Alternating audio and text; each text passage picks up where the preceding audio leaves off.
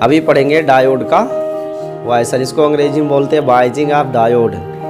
ये वाइसन क्या चीज़ होता है डायोड का, इसको आप थोड़ा पहले सुन लो फिर उसके बाद इसको कराते हैं। जैसे हमने क्या करना है, एक पीएन टाइप डायोड है चाहे एनपी डायोड है, पीएन या एनपी जोड़ने के अनुसार उसको पीएन या एनपी डायोड बोला जाता है। सर्किट में आप कैसे जोड़ते हो, जब आप सर्किट में जोड़ोगे तो निश्चित है कि वो ये बैटरी के धन सिरे या ऋण सिरे से पी क्षेत्र या एन क्षेत्र जुड़ेगा ना। तो जो जोड़ने का तरीका है, बैटरी के साथ डायोड को जोड़ने का तरीका है, उसके आधार पर इसको दो कैटेगरी में डिवाइड किया गया, उसी को बाइसन बोलते हैं। अंग्रेजी में ऐसे बोलते हैं बाइजिंग, BIASING, बाइजिंग ऑफ डायोड। ये आपको आज हम पढ़ाएंगे डायोड का वाइसन। लेकिन पहले थोड़ा सा आप ध्यान दीजिएगा, अगर इस तरीके से स्ट्रक्चर कहीं बना है तो इसे तो आप आसानी से पहचान ले जाओगे कि ये क्या है भाई, डायोड है, क्योंकि एक तरफ पॉजिटिव पॉजिटिव एक तरफ, तो ये डायोड का सिंबल है, इसमें कोई डाउट तो नहीं ना है। ऐसा कहीं भी बना रहेगा तो ये डायोड ही है। लेकिन जो परिपथ आते हैं, सर्किट जो आती है ना, इलेक्ट्रॉनिक सर्किट जो आते हैं, उस इलेक्ट्रॉनिक सर्किट पे ऐसा नहीं बना रहता है। इलेक्ट्रॉनिक सर्किट पे ऐसे बना रहता है, एक ट्रायंगल होगा, त्रिभुज, और इसके दोनों तरफ एक गोला यानी वृत्त बना के रखते हैं ऐसे। ये जो संरचना आप देख पा रहे हो, इसमें जो त्रिभुज है वो पी क्षेत्र को व्यक्त करता है, और जो यहाँ पर आप एक ऐसी सीधी रेखा खींचते हैं, ये सीधी रेखा किसको व्यक्त करती है, एन क्षेत्र को। तो ये पी क्षेत्र के लिए त्रिभुज है और एन क्षेत्र के लिए ये रेखा है। इस तरीके से एक तरफ इसके नेगेटिव इलेक्ट्रोड और एक तरफ पॉजिटिव इलेक्ट्रोड बन जाता है। ये भी प्रतीक है, लेकिन याद रखिएगा ये परिपथ प्रतीक है।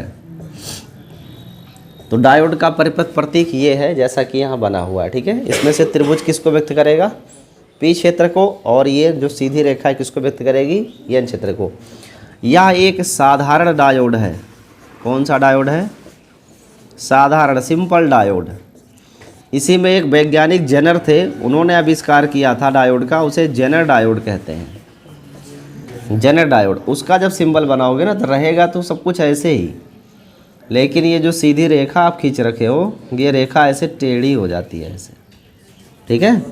तो कहीं अगर ऐसी संरचना आपको मिल गई तो आप समझ जाइए कि यहाँ क्या लगेगा, जेनर लगेगा। और जेनर की एक विशेषता होती है, क्या विशेषता होती है कि ये फॉरवर्ड होने पर भी करंट देता है, रिवर्स होने पर भी करंट देता है, अर्थात ये दोनों डायरेक्शन में करंट दे सकता है। जबकि ये यूनिडायरेक्शनल होते हैं, किसी एक दिशा में ही धारा को प्रवाहित कर सकते हैं, जबकि ये दोनों दिशा में। अब जब मैंने ऐसा कहा कि ये दोनों दिशा में धारा दे सकता है, ये एक दिशा में, तब आपके मन में क्वेश्चन आया होगा ये दोनों दिशा की क्या धारा। इसको आप समझोगे किसके द्वारा, बायसिंग के द्वारा। ये बायसिंग क्या चीज़ है, देखो ध्यान से आप। मान लो हमने एक डायोड लिया और एक तरफ इसका पी क्षेत्र है और एक तरफ एन क्षेत्र है। पी क्षेत्र में क्या प्रेजेंट होते हैं भाई, कोटर होते हैं, होल्स होते हैं ना, और ये होल्स क्या होते हैं, पॉजिटिवली चार्ज्ड होते हैं। और एक तरफ क्या रहेंगे, इलेक्ट्रॉन्स रहेंगे, ये नेगेटिव चार्ज कैरियर हैं, आवेश वाहक यही है, बट ये ऋणात्मक है। इसके एक तरफ बन गया धन आवेश और एक तरफ बन गया ऋणात्मक क्षेत्र। अब इस डायोड को मैं जोड़ने जा रहा हूँ, ध्यान दीजिएगा, बैटरी या सेल से। तो अगर हमने ऐसे जोड़ा, कैसे, ध्यान देना, अगर हम पॉजिटिव क्षेत्र को यानी धनात्मक क्षेत्र को बैटरी के या सेल के धन प्लेट से जोड़े और ऋणात्मक क्षेत्र को बैटरी के ऋण प्लेट से जोड़े, तो इस दशा में आप देखोगे, इस दशा में जो ये ऋण प्लेट है वो इलेक्ट्रॉनों पर प्रतिकर्षण बल लगाएगी और इलेक्ट्रॉन इधर को फोर्स होंगे, अर्थात इलेक्ट्रॉन किसकी तरफ गति करना शुरू करेंगे, अवक्षय परत की ओर आएंगे। और ये धनात्मक प्लेट इस धनात्मक आवेश पार्टिकल को यानी कणों को भी तो पुश करेगी, तो ये चलेंगे किधर, अवक्षय परत की ओर, अर्थात धन वाला भी अवक्षय परत की ओर, ऋण वाला भी अवक्षय परत की ओर चलेगा। ऐसे में दोनों एक दूसरे के क्या आ जाएंगे, नज़दीक। तो ये जो अवक्षय परत की चौड़ाई है ना, जो चौड़ाई इतनी थी अभी, वो चौड़ाई अब क्या होगी, घट जाएगी।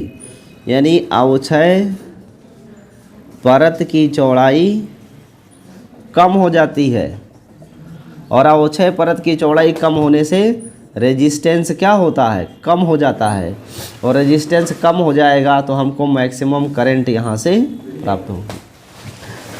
इस दशा में आपको अधिकतम धारा मिलती है, और इस तरीके से जोड़ने की क्रिया को बोलते हैं अग्रदिशिक, अग्रदिशिक, और अंग्रेजी में बोलते हैं फॉरवर्ड बाइज्ड, फॉरवर्ड बाइज्ड। तो ये जो हमने डायोड लिया था, ये डायोड किस सिचुएशन में है, फॉरवर्ड बाइज्ड है, अर्थात अग्रदिशिक। तो अग्रदिशिक तब होगा जब धन को धन से ऋण को ऋण से जोड़ेंगे, तो ये फॉरवर्ड बाइज्ड हो जाता है। यही है बाइजिंग, मतलब सेल से कैसे जोड़ेंगे। इसके अपोजिट मान लीजिए कि हमने एक डायोड लिया और इस डायोड में अवक्षय परत बनी होगी इतना, एक तरफ कोटर है और एक तरफ इलेक्ट्रॉन्स हैं, इन्हें हमें सेल से जोड़ना है। तो ये जो धनात्मक क्षेत्र है और जो ऋणात्मक क्षेत्र है, इसको सेल में अब की बार उल्टा जोड़ देते हैं, अर्थात धनात्मक क्षेत्र को सेल के ऋण प्लेट से जोड़ देते हैं और ऋणात्मक क्षेत्र को सेल के धन प्लेट से जोड़ देते हैं। अब क्या होगा, जो ऋणात्मक इलेक्ट्रॉन है वो धन प्लेट की ओर भागेंगे, अर्थात ये इलेक्ट्रॉन संधि से दूर जाने लगेंगे। जो ये धनात्मक कोटर दिख रहे हैं वो किसकी तरफ आकर्षित हो जाएंगे, ऋण प्लेट की तरफ। तो यह भी संधि से क्या होंगे, दूर भागेंगे।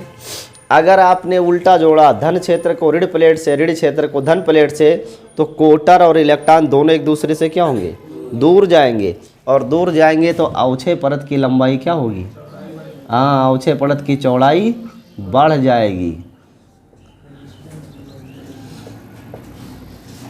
अवक्षय परत की चौड़ाई बढ़ जाएगी, अर्थात मैक्सिमम हो जाएगी, और जब बढ़ जाएगी तो नेचुरली जो रेजिस्टेंस है वो भी क्या होगा, बढ़ जाएगा, और अगर रेजिस्टेंस बढ़ गया तो करंट का मान घट जाएगा, अर्थात इस अवस्था में हमें न्यूनतम धारा प्राप्त होगी। इसको बोलते हैं रिवर्स बाइज्ड। क्या बोलते हैं, रिवर्स बाइज्ड, यानी पश्च दिशिक। कौन सा दिशिक है, पश्च दिशिक। तो आप ये समझो कि अगर ये डायोड फॉरवर्ड बाइज्ड है तब तो आपको मैक्सिमम करंट देगा, आउटपुट देगा, लेकिन अगर ये डायोड रिवर्स बाइज्ड हो गया तो आउटपुट करंट शून्य भी हो सकती है, आउटपुट करंट शून्य भी हो सकती है।